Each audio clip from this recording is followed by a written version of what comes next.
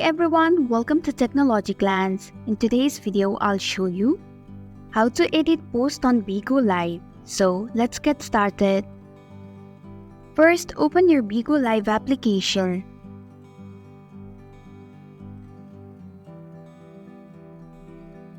Then tap on Me option at the bottom right corner of your screen.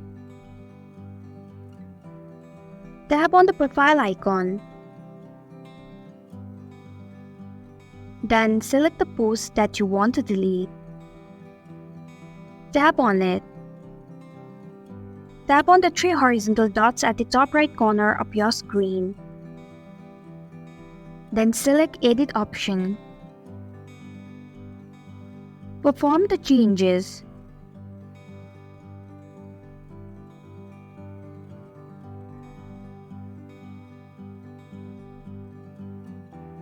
Once you're done, tap on Post button at the top right corner of your screen.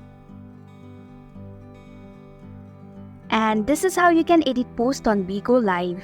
Thanks for watching Technology Glance. If you like this video, hit the like button and drop a comment with any questions or feedback.